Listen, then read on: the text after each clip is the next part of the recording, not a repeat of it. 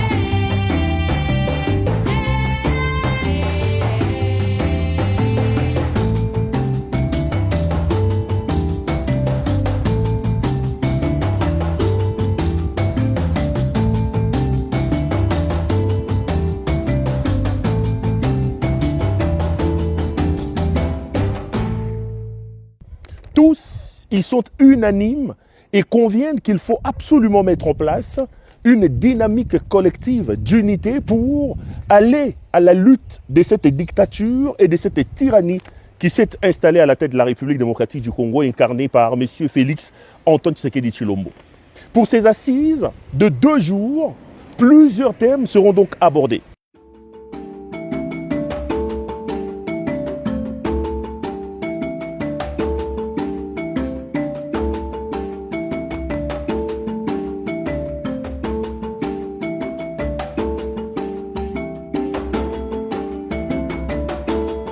Le programme prévoit donc que la rencontre puisse avoir lieu pour 2 jours. On commence aujourd'hui le 14 octobre pour terminer demain le 15 octobre. Dans l'ordre du jour de cette rencontre de 2 jours, il y a notamment l'analyse approfondie de la crise que traverse la République démocratique du Congo, la définition de la réponse collective apportée à ces jours, à cette crise, les voies des sorties innovantes et efficaces à la crise, mais aussi la déclaration finale. Donc, pendant ces 2 jours, les opposants vont donc faire une sorte de microscope, une sorte d'autopsie de la situation, de ce qu'ils appellent ici la crise profonde de la situation en RDC, et puis ils tenteront justement de définir la réponse collective qu'il faut apporter à cette crise qui sévit aujourd'hui dans notre pays. Enfin, au niveau de 3e point, ils vont aborder la question de voies des sorties. Une chose est d'analyser, une chose est de faire le scan en profondeur de la situation, mais une autre est également d'apporter des voies, des solutions pour sortir. Ce n'est pas venir assister, c'est venir participer à la grande rencontre de l'opposition que nous estimons qu'il est grand temps que l'opposition puisse se réunir pour avoir un leitmotiv commun. Et avec cette annonce, avec cette invitation, avec cette participation du président Joseph Kabila, président honoraire, il était tout à fait normal que nous soyons là pour parler du pays. On va tout d'abord parler de la situation chaotique du pays, de la situation sécuritaire du pays. Et tout cela, et par où ça peut nous amener. Et il est grand temps que l'opposition, nous puissions nous réunir pour que nous puissions forger les bases solides. une rencontre sans Katumbi, sans Fayulu, sans Sessanga, sans ceci, sans cela. On parle déjà d'un échec. Vous n'avez pas réussi à avoir tous ces gros poids lourds-là de l'opposition. Est-ce qu'on peut parler aujourd'hui de l'unité de l'opposition sans les Katumbi, sans les Fayulu et tous ces mondes-là? Vous savez, pour quelqu'un comme moi qui a déjà bourlingué dans l'opposition, ça ne m'étonne pas. Quand nous avons fait les forces acquises au changement avec le président Etienne Tshisekedi, est-ce que certains partis politiques étaient là? Quand nous sommes arrivés à l'invitation du président Moïse Katumbi et du président Etienne Tshisekedi à Genval, est-ce que tout le monde était là? Le MLC était là, l'UNC était là, les gens de Lucien Boussa, ils étaient là.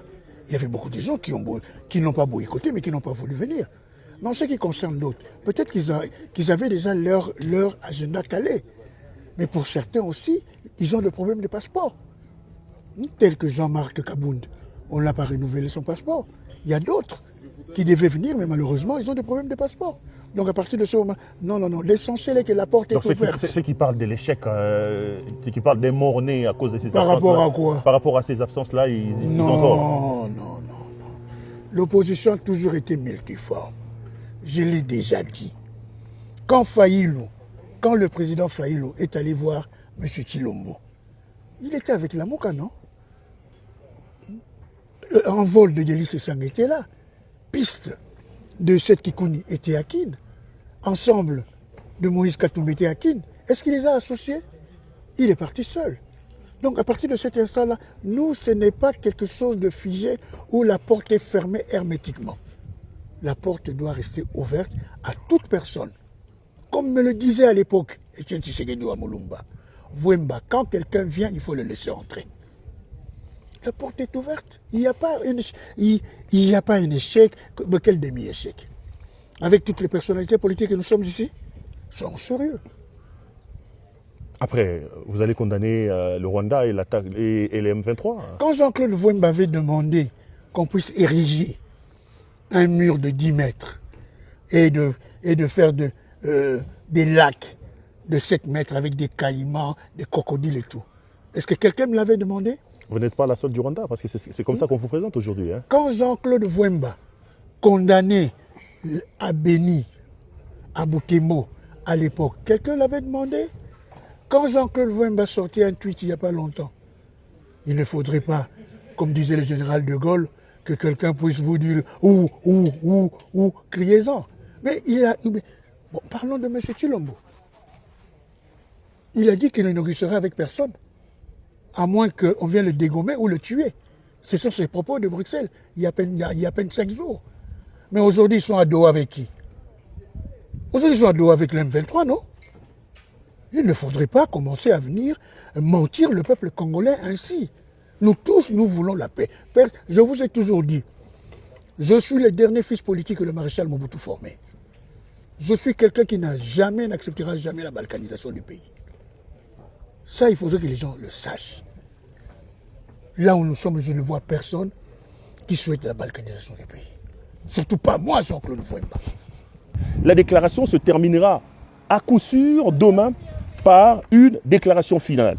Je voudrais ici d'ailleurs profiter de l'occasion pour vous donner de manière détaillée le programme. Donc aujourd'hui, le 14, les travaux ont été lancés. Il y a eu d'abord la mise en place et l'installation des délégués, l'ouverture officielle des travaux, l'allocution des bienvenus du président des séances. Il y a eu une lecture et adoption de l'ordre du jour, examen des points inscrits à l'ordre du jour, et puis après ils sont allés en pause. Le retour de la pause, ils ont donc repris les travaux et un peu tard dans la soirée, on assistera donc à la synthèse de la clôture de la première journée. Pour la journée de demain, le 15 octobre, prévue donc comme journée de clôture, il y a d'abord le matin l'accueil des participants et la reprise des travaux, et à la suite de l'examen des points inscrits à l'ordre du jour, une pause café, et en début d'après-midi, les participants à ces conclaves de l'opposition vont de nouveau se retrouver pour la reprise des travaux, l'adoption des résolutions du conclave, l'adoption du projet de déclaration finale, fin des travaux et lecture du communiqué final. Voilà un peu autour de ces points, c'est donc autour de ces points essentiels que s'articuleront les entretiens ou les travaux de ces conclaves de l'opposition.